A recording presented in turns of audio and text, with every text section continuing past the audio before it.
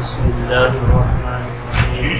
وعن عبادة بن ثابت قال قال رسول الله صلى الله عليه وسلم من شهد أن لا إله إلا الله وحده لا شريك له وأن محمدا عبده ورسوله وأن عيسى عبد الله ورسوله وابن أمته وكلمته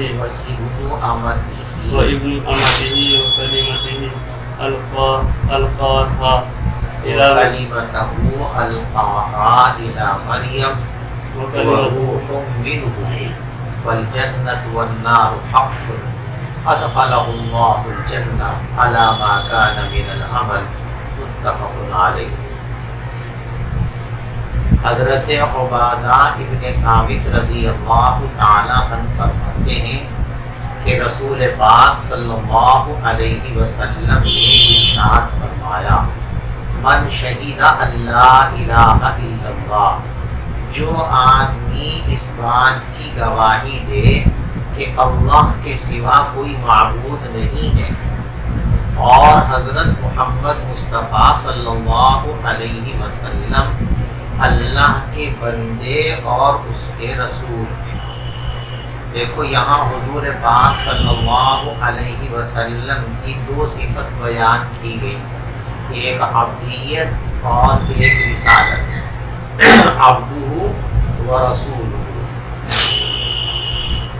رسالت کا مقام بہت اونچا مقام ہے، لیکن یہاں رسالت سے پہلے بھی کس کو بیان کیا گیا؟ عبدیت کو بیان کیا گیا، یہ بتلانے کے لیے کہ انسانیت کی سب سے بڑی معراج عبدیت ہے۔ انسان کے لیے عبدیت کا مقام بہت اعلیٰ مقام ہے۔ اللہ تبارک و تعالیٰ کسی کے اندر عبدیت کی صفت کاملہ پیدا فرما دیں تو وہ انسان سب سے بڑا انسان ہے۔ اسی لیے قرآن پاک میں جہاں حضور پاک صلی اللہ علیہ وسلم پر ہونے والی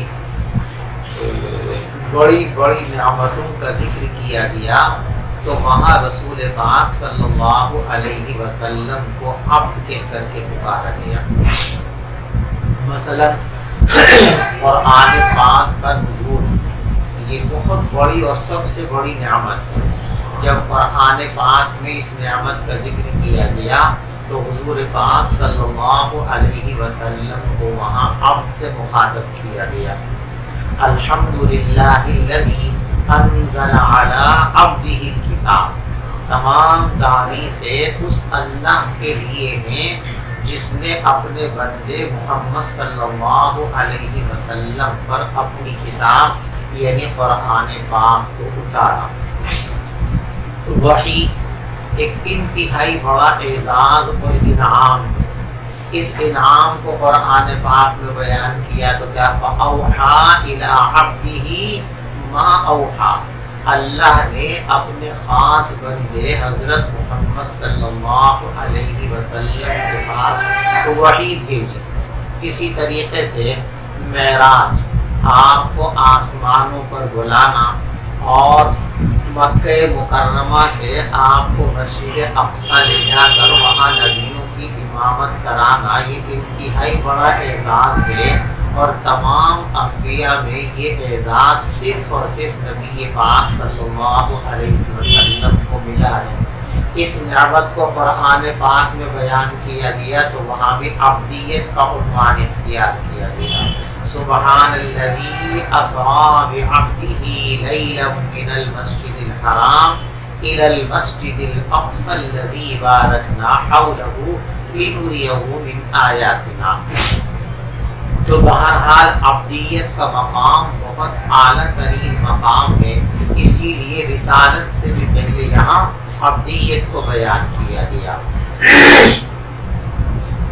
اور دوسری وجہ عبد کو مقدم کرنے کی یہ ہے کہ کبھی کبھی جب کسی شخصیت کی بے انتہا عظمتیں سامنے آ جاتی ہیں تو آدمی غلط فہمی کا شکار ہو جاتا ہے اور اس میں غلو کر جاتا ہے، اور جو اس کا مقام ہے اس مقام سے اس کو بالا تر سمجھنے لگتا ہے۔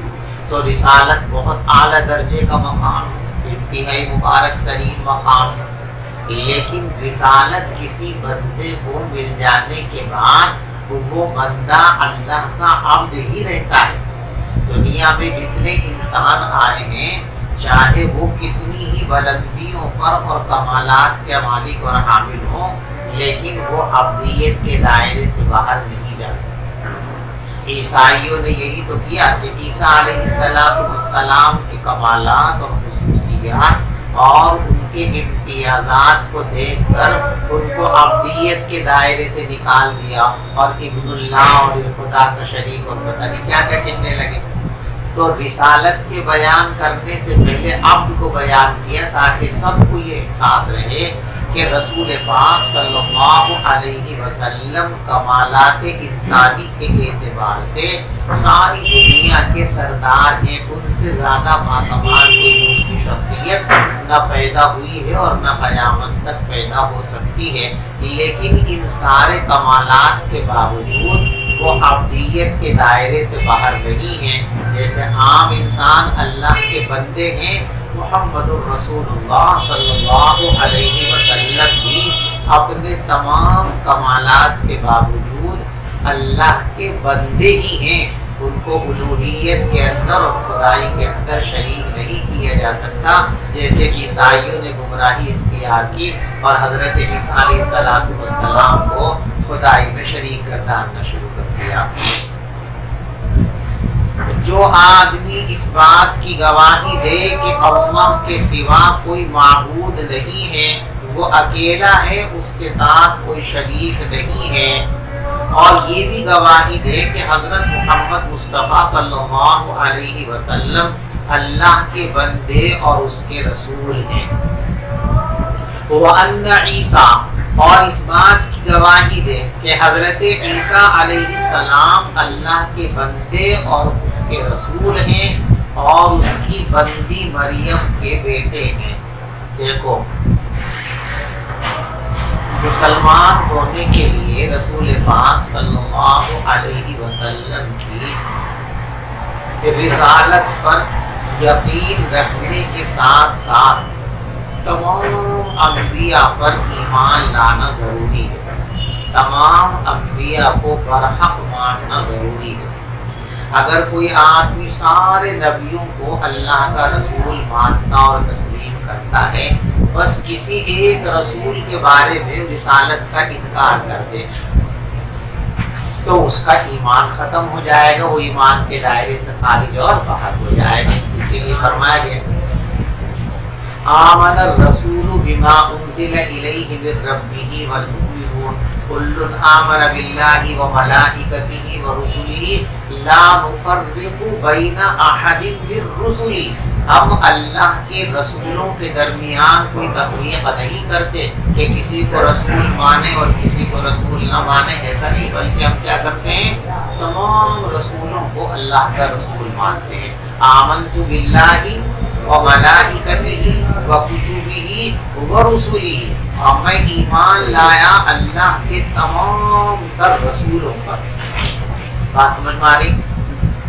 تو جب اللہ کے تمام رسولوں پر ایمان لانا ضروری ہے تو یہاں خاص طور سے حضرت عیسیٰ علیہ السلام پر ایمان لانے کا ذکر کیوں کیا گیا؟ اس سب پر ایمان لانا ہے، عیسیٰ علیہ السلام پر بھی ایمان لانا ہے، تو خاص طور سے عیسیٰ علیہ السلام کا ذکر کیوں کیا گیا؟ اس کا جواب ذہن میں رکھیے کہ حضرت عیسیٰ علیہ السلام کے سلسلے میں لوگ افراط اور تفریط کا شکار رہے۔ یہود نے ان کے ساتھ تفریط کا معاملہ کیا کہ ان کو اتنا گھٹایا کہ ان کو رسول تو مانا ہی نہیں، العیاذ باللہ ثم العیاذ باللہ، ان کے نسب پر اعتراض کرنا شروع کر دیا اور ان کی والدہ پر بےہودہ تہمتیں گھڑنی شروع کر دی۔ عیسائیوں نے افراط سے کام لیا۔ عیسیٰ علیہ السلام چونکہ بغیر باپ کے پیدا ہوئے تھے تو انہوں نے کہا بھائی کسی نہ بغیر باپ کے تو کوئی پیدا نہیں، اب انسانوں میں کوئی باپ نہیں ہے، تو نعوذ باللہ من ذالک، اللہ تبارک و تعالیٰ جو ہے عیسیٰ علیہ السلام کے والد، نعوذ باللہ من ذالک۔ تو ایک طرف افراط اور ایک طرف تفریط۔ عیسیٰ علیہ السلام کے علاوہ کسی نبی کے بارے میں یہ صورتحال نہیں تھی۔ اس مخصوص صورتحال کے پیش نظر یہاں حضرت عیسیٰ علیہ السلام کا خاص طور سے تذکرہ کیا اور دونوں کی تردید کی، افراد کی بھی تردید کی اور تفرید کی بھی تردید کی۔ وَأَنَّ عِيسَىٰ عَبْدُ اللَّهِ، یہاں اس جملے کے اندر عیسائیوں کے افراد کی تردید کی کہ تم جو یہ کہتے ہو کہ عیسیٰ علیہ السلام خدائی کے شریک ہیں، تو نعوذ باللہ من ذالک، اللہ کے بیٹے، یہ غلط ہے۔ وہ اللہ کے بیٹے نہیں بلکہ اللہ کے بندے ہیں، اللہ کے غلام ہیں۔ تو وَأَنَّ عِيسَىٰ عَبْدُ اللَّهِ، اور حضرت عیسیٰ علیہ السلام اللہ کے بندے ہیں، تو اس جملے میں عیسائیوں کی تردید کر دی گئی۔ وَرَسُولُهُ، اور حضرت عیسیٰ علیہ السلام اللہ کے رسول ہیں، اس میں یہودیوں کی تردید کر دی گئی کہ تم جو عیسیٰ علیہ السلام کی رسالت کا انکار کرتے ہو، ان کی رسالت کا انکار کرنا درست نہیں ہے۔ تو یہود اور نصارہ کے اندر جو خاص طور پر افراط و تفرید کی صورتحال تھی، حضرت عیسیٰ علیہ السلام کے سلسلے میں اس افراط اور تفرید کی تردید کرنے کے لیے خصوصیت کے ساتھ یہاں حضرت عیسیٰ علیہ السلام کا ذکر کیا گیا، ورنہ عیسیٰ علیہ السلام کی اور تمام ہی نبیوں پر ایمان لانا یہ لازم اور ضروری ہے۔ کسی ایک نبی پر بھی ایمان نہیں لائیں گے تو ایمان کامل و مکمل نہیں ہو سکے گا۔ بات سمجھ میں آ گئی آپ کو؟ اور عیسیٰ علیہ السلام اللہ کے بندے اور اللہ کے رسول ہیں، وَإِبْنُ أَمَتِهِ، اور اللہ کی بندی کے بیٹے ہیں، وَكَلِمَتُهُ أَلْقَاهَا إِلَى مَرْيَمَ، اور وہ اللہ کے خاص کلمہ ہیں جن کو اللہ نے مریم کی طرف ڈال دیا تھا۔ وَرُوحٌ مِّنْهُ، اور وہ اللہ کی روح ہیں، یعنی اللہ تبارک و تعالیٰ نے خصوصیت کے ساتھ ان کو روح عطا فرمائی، ان کے اندر روح ڈالی گئی خاص انداز کے ساتھ۔ وَالنَّارُ حَقٌّ، اور آگ حق ہے اور جنت حق ہے۔ جنت کے حق ہونے کا بھی اعتماد کریں اور جہنم کے حق ہونے کا بھی اقرار کریں، یعنی آخرت کا عقیدہ صحیح اور درست رکھے۔ تو اب جب یہ سارے عقائد کسی انسان کے اندر پیدا ہو جائیں، اب وہ مالک بن گیا جنت کا۔ ادخلہ اللہ الجنہ، تو اللہ تبارک و تعالیٰ اس کو جنت میں داخل فرما دیں گے، علی ما کان من العمل، ان تمام اعمال کے باوجود جن پر وہ ہوگا، یعنی اس کے اعمال کیسے بھی ہوں، اس نے ایمان صحیح طور پر قبول کرنے کے بعد نیک اعمال زیادہ کیے ہوں یا کم کیے ہوں، دونوں حال کے اندر وہ جنت کے اندر جائے گا۔ تھوڑے نیک اعمال کیے تب بھی جنت میں جائے گا، بہت سارے اعمال کیے تب بھی جنت کے اندر جائے گا۔ اور علی ما کان من العمل کا ایک مطلب یہ بھی ہے کہ اس کے عمل کیسے ہی ہو، یعنی اگر ایمان صحیح طور پر قبول کرنے کے بعد اعمال کے اندر کوتاہی بھی اس سے ہو گئی ہو، گناہ ہو گئے ہوں، کچھ نافرمانیاں ہو گئی ہوں، تو بھی وہ جنت کا حقدار ہے۔ یہ بھی ہو سکتا ہے کہ اللہ تبارک و تعالیٰ اپنے فضل سے کسی نیکی کی بنیاد پر اس کے سارے گناہوں کو معاف کر دیں اور وہ پہلے مرحلے کے اندر جنت میں چلا جائے، اور یہ بھی ہو سکتا ہے کہ اللہ تبارک و تعالیٰ اس کے گناہوں کو معاف نہ فرمائے بلکہ گناہوں کی سزا کچھ دن جہنم میں دے کر تب اس کو جنت کے اندر بھیجیں۔ دونوں احتمال بہرحال جائے گا وہ جنت ہی میں۔ اور گناہ یہ اللہ کی مرضی پر موقوف ہے، اللہ چاہے تو معاف کر دے، چاہے تو سزا دے، جیسے قرآن میں نا ان اللہ لا یغفر ان یشرک بہ ویغفر ما دون ذلک لمن یشاء، اللہ تبارک و تعالیٰ یہ تو معاف نہیں کریں گے کہ اس کے ساتھ کسی کو شریک بنایا جائے، اور اس کے علاوہ جتنے گناہ ہیں اللہ جس کے گناہوں کو چاہیں گے معاف فرما دیں گے، جس کے نہیں چاہیں گے معاف نہیں فرمائیں گے، اس کو سزا دی جائے گی۔ لیکن مومن سزا بھگتنے کے بعد ایک نہ ایک دن جنت میں ضرور جائے گا۔ جہنم میں کافر بھی جائیں گے اور جہنم میں بعض مومن بھی جائیں گے، لیکن دونوں کے جانے کا اندازہ ہے۔ ایک فرق تو یہ ہے کہ کافر ہمیشہ کے لیے جائے گا اور مومن مدت قلیلہ کے لیے جائے گا۔ دوسرا فرق یہ ہے کہ کافر جہنم میں تعذیب کے لیے ڈالا جائے گا اور مومن کو جہنم کے اندر تہذیب کے لیے ڈالا جائے گا. سمجھتے دونوں کا فرق؟ تعذیب تکلیف پہنچانا اور تہذیب کے اندر تکلیف پہنچانا اصل مقصود نہیں. اصل مقصود گندگی کو اور میل کو صاف کرنا ہے. جیسے سونا اور چاندی گندا ہو جاتا ہے، میلا کچیلا ہو جاتا ہے، تو اس کے میل اور کچیل کو صاف کرنے کے لیے اس کو جو ہے آگ پر تپایا جاتا ہے. آگ کی تپش سے اس کا میل کچیل جل کر کے صاف ہو جاتا ہے. تو مومن بھی بہت سارے جہنم میں جائیں گے اور کافر تو جائیں گے لیکن دونوں کے اندر دو اعتبار سے فرق ہوگا. پہلا فرق یہ ہے کہ ایک ہمیشہ کے لیے جائے گا اور مومن تھوڑی سی مدت کے لیے جائے گا، جتنی دیر بھی اللہ تبارک و تعالیٰ چاہیں گے. اور دوسرا فرق کیفیت کے اعتبار سے ہوگا کہ کافر کو جہنم کے اندر ڈالا جائے گا تعذیب کے لیے اور مومن کو جہنم کے اندر ڈالا جائے گا تہذیب کے لیے، صاف کرنے کے لیے، گندگی دھونے کے لیے.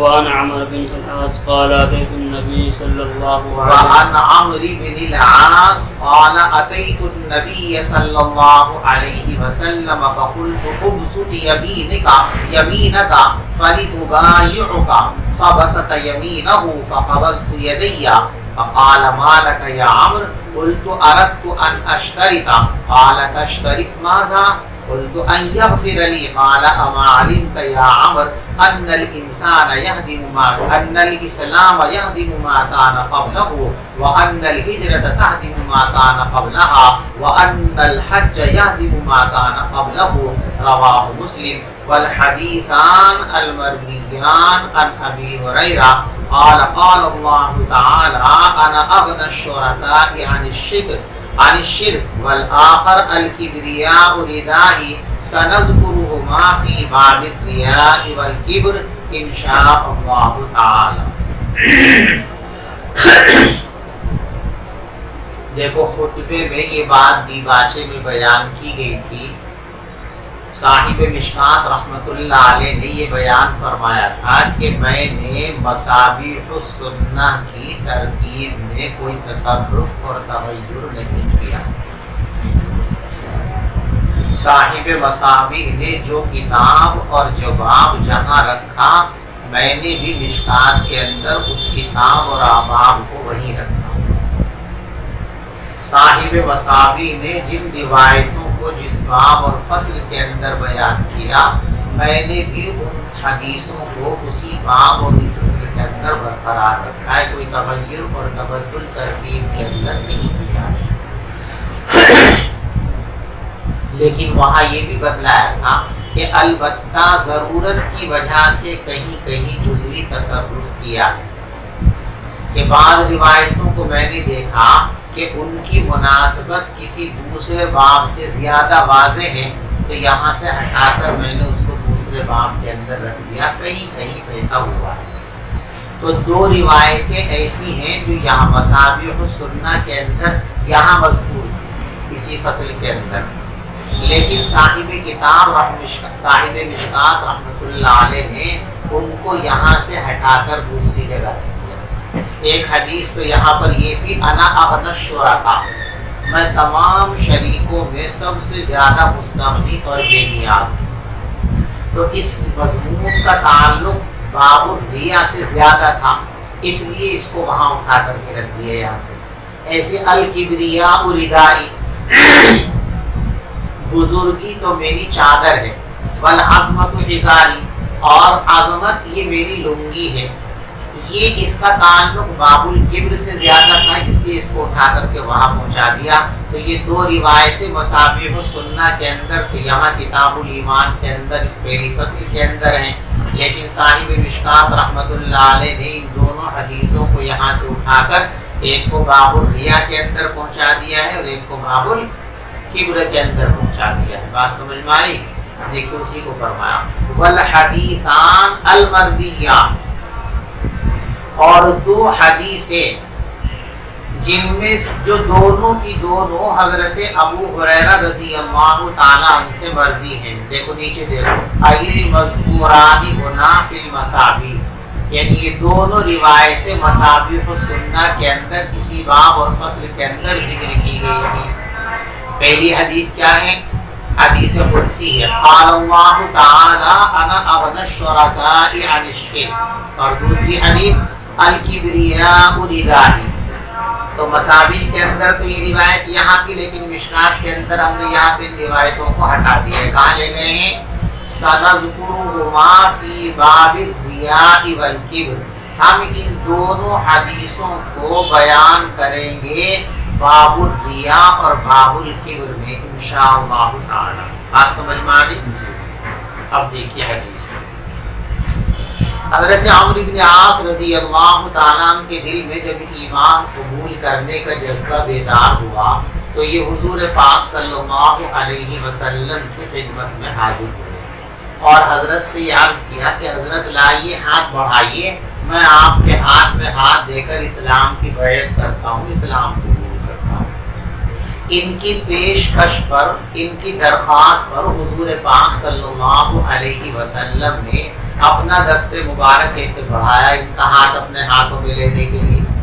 تو پہلے تو ہاتھ بڑھایا تھا کہ حضرت بیعت فرما لیجیے، جب حضور نے ہاتھ بڑھایا تو پیچھے بات کر لیا، کہتے فقبضت یدیہ، میں نے اپنے ہاتھ پیچھے کر لیے، بیعت نہیں کی۔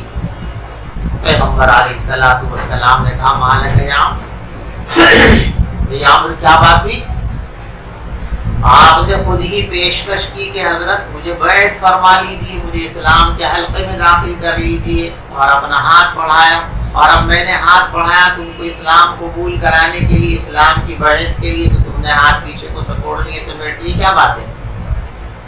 تو کہتے میں نے یوں عرض کیا کہ حضور میں اسلام تو قبول کرنے کے لیے آیا ہوں، لیکن اسلام قبول کرنے کے لیے میری ایک شرط ہے، اگر وہ میری شرط مان لی جائے تو میں اسلام قبول کروں گا، ورنہ اسلام قبول نہیں۔ آپ نے فرمایا لگاؤ کیا شرط ہے، تو بتاؤ کیا شرط ہے آپ کی، بتائیے۔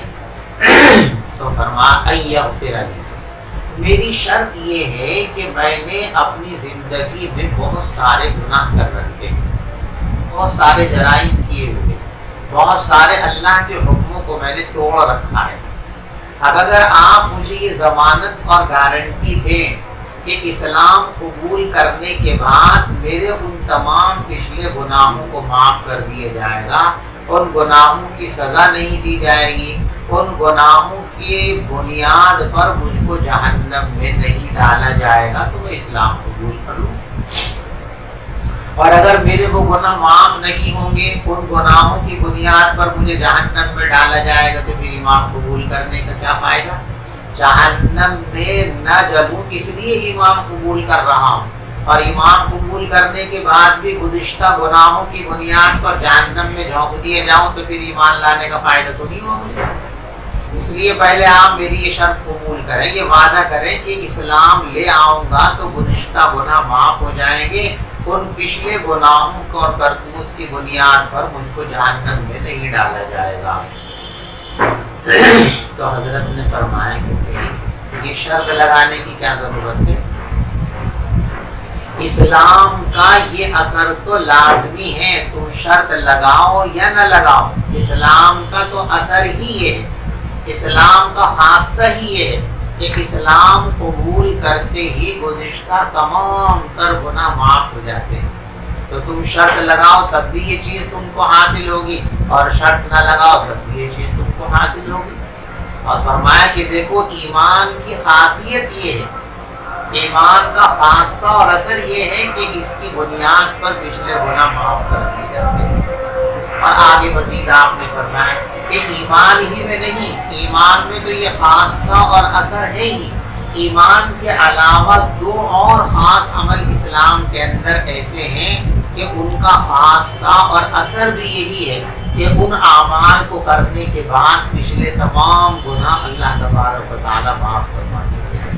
اور وہ دو عمل، ایک ہجرت کا عمل ہے، ایک حج کا عمل ہے، کہ کوئی آدمی صحیح طریقے پر ہجرت کرے تو ہجرت کی برکت سے اس کی پچھلی کوتاہیاں معاف کر دی جائیں۔ ایسے ہی حج، کوئی انسان صحیح طور پر حج کا فریضہ انجام دے تو حدیث پاک میں ہے کہ وہ ایسا لوٹتا ہے کہ یوم ولدت ام، جس دن اس کی ماں نے اس کو جنم دیا تھا، جیسے اس دن اس کے نامہ اعمال میں گناہ نام کی کوئی چیز نہیں تھی۔ حج کرنے کے بعد بھی انسان کا نامہ اعمال گناہوں سے اسی طرح صاف اور پاک کر دیا جاتا ہے، کوئی گناہ بھی اس کے نامہ اعمال کے اندر باقی نہیں رہتا ہے۔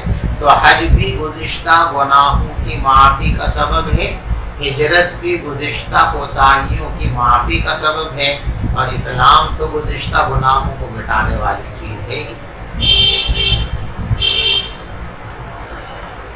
اتیت النبی صلی اللہ علیہ وسلم، میں حضور پاک صلی اللہ علیہ وسلم کی خدمت میں حاضر ہوا، میں نے عرض کیا ابسط یمینک، حضرت اپنا دست مبارک بڑھائیے تاکہ میں آپ سے بیعت کر لوں۔ فبسط یمینہ، حضرت نے اپنا دست مبارک آگے بڑھا دیا۔ فقبضت یدی، میں نے اپنا ہاتھ پیچھے کر لیا۔ فقال ما لک یا عمرو، تو حضرت نے فرمایا عمرو کیا ہوا؟ قلت، میں نے کہا اردت ان اشترطا، میں شرط لگانا چاہتا ہوں۔ قال، تو پیغمبر علیہ الصلوۃ والسلام نے فرمایا تشترط ماذا، لگاؤ کیا شرط لگاتے ہو؟ اگر شرط ہی لگانی ہے تو لگاؤ، کیا شرط بیان کرو، لگاؤ کیا شرط لگاتے ہو؟ تو میں نے عرض کیا ان یغفر لی، یہ کہ میری بخشش کر دی جائے، میرے تمام پچھلے گناہوں کو معاف کر دیے جائے۔ قال، تو حضرت نے فرمایا اما علمت یا عمرو، اے عمرو کیا تم یہ بات نہیں جانتے ہو کہ اسلام مٹا دیتا ہے ان تمام گناہوں کو جو اسلام سے پہلے کیے گئے، وَأَنَّ الْهِجْرَةَ تَعْدِلُ مَا كَانَ قَبْلَهَا، اور ہجرت بھی مٹا دیتی ہے ان تمام کوتاہیوں اور گناہوں کو جو ہجرت سے پہلے سرزد ہوئی ہیں۔ وَأَنَّ الْحَجَّ يَهْدِمُ مَا كَانَ قَبْلَهُ، اور حج بھی مٹا دیتا ہے ان تمام گناہوں کو جو حج سے پہلے کیے گئے۔ رواہ مسلم، اس کو مسلم نے روایت کیا ہے، اور وہ دو حدیثیں جو ابو ہریرہ رضی اللہ تعالیٰ عنہ سے مروی ہیں، جس میں یہ ہے کہ قال اللہ تعالیٰ، اللہ فرماتے انا اغنی الشرکاء یعنی شرک، اور دوسری حدیث الکبریاء ردائی سنذکرہما فی باب الریاء والکبر انشاءاللہ تعالیٰ، ہم ان دونوں حدیثوں کو باب الریاء اور باب الکبر کے اندر انشاءاللہ بیان کریں۔